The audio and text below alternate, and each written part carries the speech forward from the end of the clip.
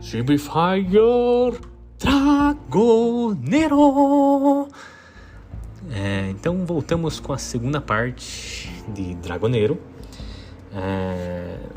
Primeiramente eu estou embasbacado de quanto eu consigo falar de Dragonero. Achei que em menos de meia hora eu ia conseguir dar o preview, o disclaimer e o episódio de origem de zero, né? Mas aparentemente até eu fui fazendo o roteiro aqui do zero e ficou bem extenso. Vamos ver se cabe no nosso formato de drops. Então vamos lá. Hoje a gente vai falar dessa primeira edição que saiu de Dragonero. É aquela que eu comentei no podcast, que saiu em 2007 no Romanzi de Fumetti, que é aquela revista, né, de várias revistas standalone projects, graphic novels, né, que terminam em si próprias, não precisam ir mais para frente, né, são experimentais dentro da Bonelli Editore. Então ela se chamava Romanzi de Fumetti Dragonero, mas depois, como o Dragonero ficou um sucesso, né, eles reprintaram, recoloriram, né, lembrando que os fumetti são preto e branco, e depois, quando dá muito certo, eles podem até mandar colorir. A que eu me baseei, eu tenho as duas. A que a Mitsu publicou em preto e branco, e a versão colorida que a Bonelli printou lá fora, né? Que se chama Dragonero Le Origini, que a coloração é fantástica, muito massa mesmo ter essa nova experiência em colorido. Mas vamos lá. De primeira, a gente vai começar a história com o mago chegando numa muralha ao norte de um país, né? Então a gente já tem aí o encontro de Game of Thrones, né, com a muralha de Winterfell, com o Gandalf chegando, né? Mesma história, o Gandalf, no caso é o Alben, né, um mago Lorisindo, que é bem rabugento, né? Mas enfim, ele vai lá porque ele foi chamado pela Mirva. A Mirva, no caso, é a irmã do nosso protagonista que não apareceu, o Ian, né? E ela não é uma maga, ela é uma tecnocrata. Essa tecnocrata eu já comentei que é aquela galera que se veste com um couro preto, um pouco Matrix, um pouco steampunk, porque eles usam armas, com ali o poder, né, o power deles vem ali realmente da tecnologia, do vapor. E ela é uma tecnocrata, faz parte desse grupo de tecnocratas, né? Eu só tinha visto isso até hoje em Warcraft, tá? Warcraft tinha lá os anões que eles partiram para tecnologia, né, em vez da magia. E no mundo medieval eu só fui ver no Warcraft. Eu acho que o One Piece ele flerta, né, com tecnologia, mas o One Piece eu acho que não vale. O mangá japonês é muita loucura, então acho que não é meio de comparação, tá? Mas eles foram lá porque a Mirva chamou, porque um dos nebulantes é tipo um balão que fica empinado no céu, que nem uma pipa, e ele serve de vigilância. Então, no Game of Thrones tem aquelas terras desoladas em neve, né? Aqui tem essa terra desolada em deserto. É tudo negro e tudo obscuro, porque tem, sim, uma certa galera ali que é muito mal. Então, esse nebulante está lá vigiando e ele viu que tinha os obeliscos, que a gente não sabe o que é até agora, que começaram a dropar, começaram a desmanchar, desfarelar e cair. Daí ela fala assim, pô, tu vou chamar o mago, né? Porque isso aí é coisa de magia. Quando o mago chega lá, a gente tem arranha essa questão de tecnocratas versus magia. Por quê? Porque são tecnologia versus magia. Daí o mago fala assim, por que não me chamaram antes? Aí a Mirva fala, poxa, é que os caras queriam deixar os magos fora disso, né? Queria resolver por si só. Então ali já vê um embate burocrático, embate político. Se você acha que não tem política em HQs, vai se fuder. Mas tem um embate político dessas duas guildas, né? A tecnocracia e a magia. Mas enfim, como ela é irmã do protagonista, a gente já imagina que ela é um pouco mais além da caixa, né? E daí decidiu chamar o mago, que é amigo da família de Walben, né? E ele faz uma magia ali que ele consegue ver além do alcance. Thunder, Cat, veja além do alcance.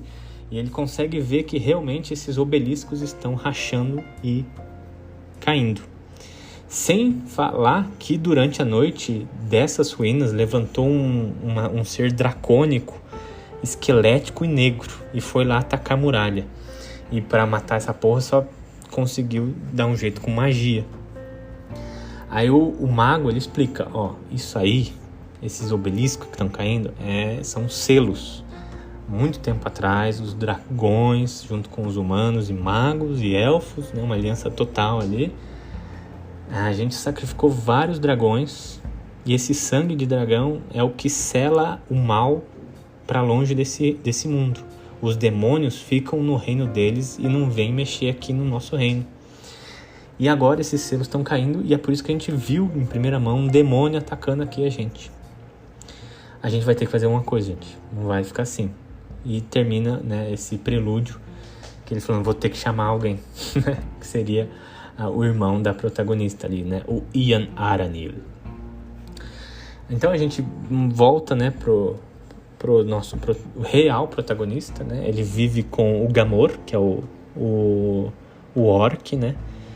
A identidade de orc aqui é aquela identidade que nem do Warcraft, que nem do D&D, que é o orc verde, né? Lembra o orc verde?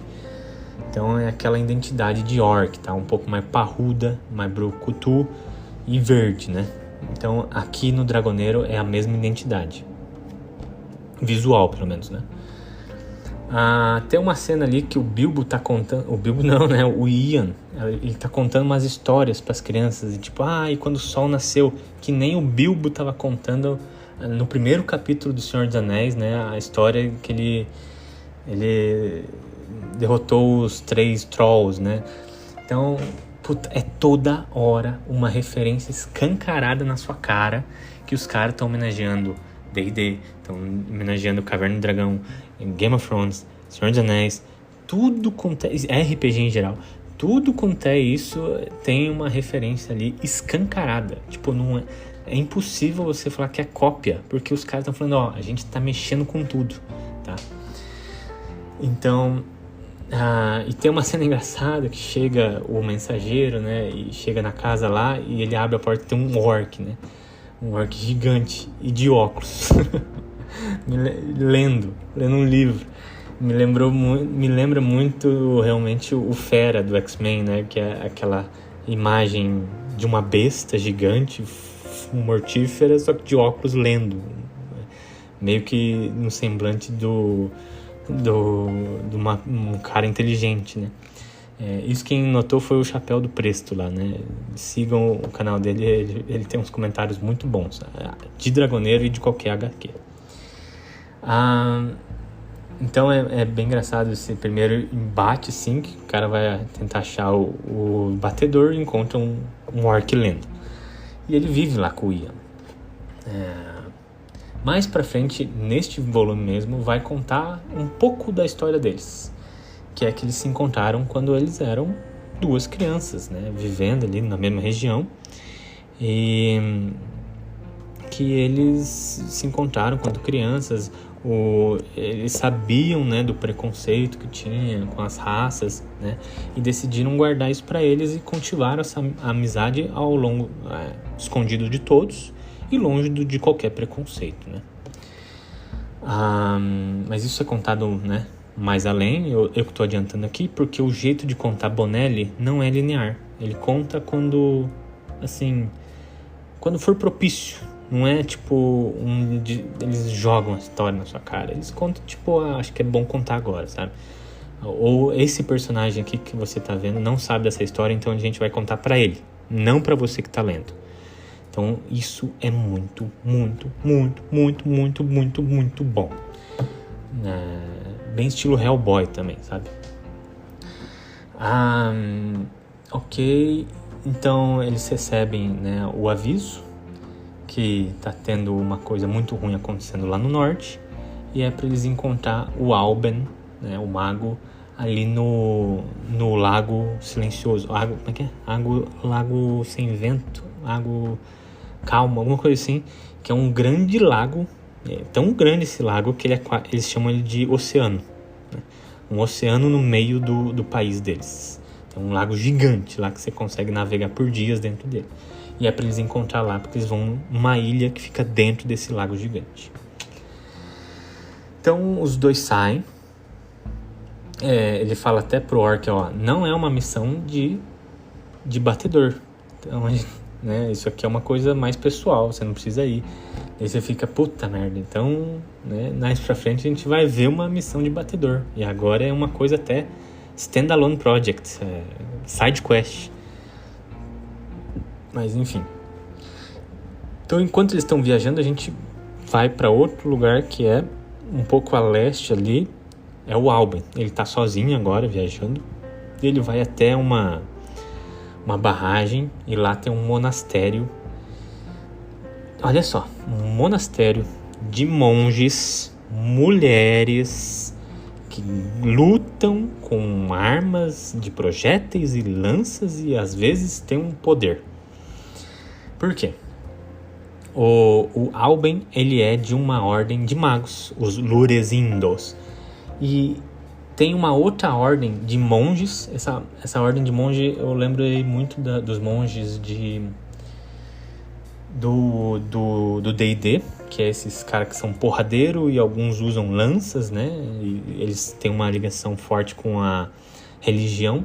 Aqui é muito semelhante, só que são essas mulheres fortonas, vestem essas roupas longas, parecendo uma tipo um hábito de freira, tipo uma batina, tipo um manto, tipo, né? Tem um monte de coisa misturada ali, inclusive as burcas, né, do Oriente Médio, tá tudo misturado nessas monjas porradeiras, né? E essa ordem de monjas, só de mulheres, jurou proteger a ordem dos Lurezin dos magos. Então, quando o mago vai entrar numa missão, ele vai lá e fala: preciso de uma monja para me proteger. Porque o mago geralmente é velho, decrépito, fraco, só que muito poderoso, e ele precisa de músculo. Então essa ordem vai suprir o músculo dele com essa monja. E isso é muito doido, porque ele chega lá, tem essa mulher, que é uma monja lá, e ele vai levar ela para ele. E quando o ritual é ela tirar a roupa, ficar nua, passar por um laguinho, e quando ela emerge do outro lado, de cara com o mago fala: agora você é minha. E ela fala: eu sou sua, me dê meu nome, porque minha vida começa agora. Ou seja, ela treinou a vida inteira dela para servir esse mago. Quando eu olhei assim, eu falei: meu Deus do céu, dependendo de quem tá escrevendo isso, pode dar uma merda sem tamanho.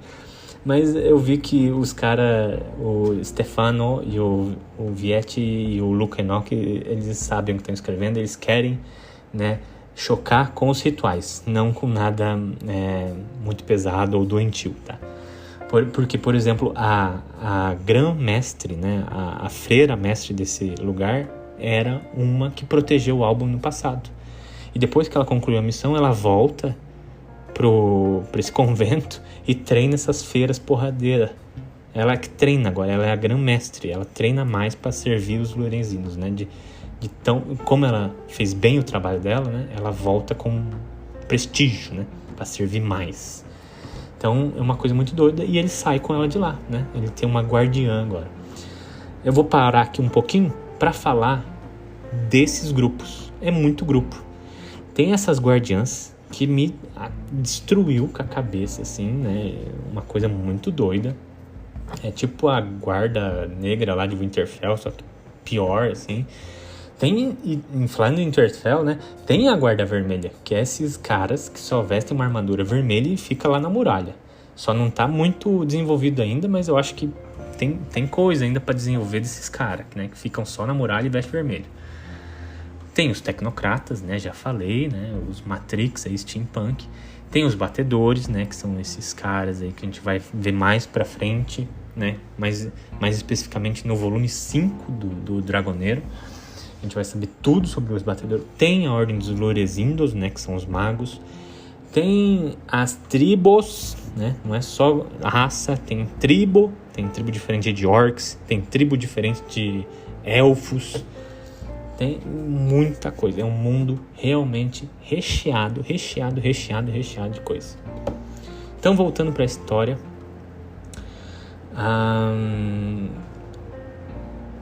enquanto tá sendo viajado, a gente vê uma figura realmente se movendo nessas terras escuras ao norte, né? E lembra que eu falei que tem umas figuras obscuras? Então tem esse cara que parece um mago do demônio ali, e ele encontra esses seres que parecem assim orcs cinzentos, zumbis, sabe? E que andam meio que numa patotinha meio robótica e muito estranha, sabe? Eles estão lá, a gente tem um olhar sobre eles, a gente fala, meu Deus, essa terra aí, que provavelmente vai ser o final da história, tem muita coisa escrota acontecendo lá sim. E daí a gente vai pro onde eles encontram com o Albin, né? Lá eles encontram um pântano cheio de almas penadas de uma batalha antiga, né?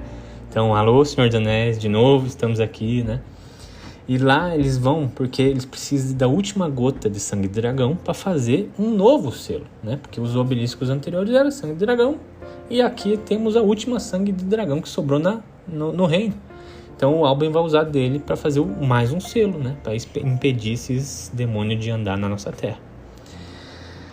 E cara, aqui foi quando eu falei, Dragoneiro é diferente. Eu tô na página aqui deixa eu ver, 110, né, do volume. E nessa 110 eu falei, essa obra é especial. Por quê? Eles chegam lá e vê que a guarda... mais um grupo. Tem a guarda... Puta, eu não peguei o nome da guarda que guardaria o sangue de dragão. Mas tem um nome também, ou seja, outro grupo. Mas eles veem que todos eles foram chacinados. Os demônios chegaram lá e mataram todos. O problema é que eles estão parados na posição de morte. Quando eles morreram pelos demônios, é como se o tempo parasse. Ele ficasse lá, parado de pé, morrendo, né? Tanto os demônios quanto os homens estão parados, o sangue voando assim. E é uma cena tão doida, né? Que é uma morte tão doida, que onde o tempo para e você fica morrendo para sempre. Nossa, isso para mim foi assim de uma criatividade tremenda. Então tem todo um cerco ali, né, de buscar isso, os demônios já estão lá.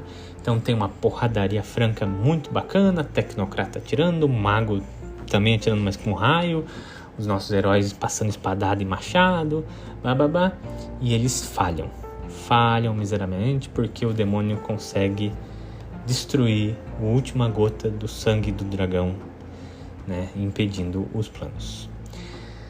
Disso forma um obelisco ali que não serve para nada, mas daí o Albin desse obelisco pelo menos consegue enxergar, né, o que está acontecendo. É um mago que ele mesmo derrotou, sei lá, 50 anos atrás, muito tempo atrás, e que agora voltou dos mortos ali, mais poderoso, e ele quer isso mesmo, ele quer destruir os obeliscos para tocar o terror. Ele é mais demônio do que humano hoje, né, e agora ele quer tocar o terror, né. E a partir daí, a nossa história ela vai se dividir um pouco, né? Mas agora a gente vai parar por aqui. Tem muita coisa para falar nesse volume e, meu Deus, Dragoneiro é recheado de coisa e recheia esse podcast. Pra vocês terem noção, cada um vai para um lado do reino, né? O mago vai para o oeste e o Ian vai para o leste. Então tem muita coisa para ser falada e a gente vai terminar por aqui e a gente continua numa próxima, assim, na parte 2. Então é isso, a gente se vê lá. Tizuku.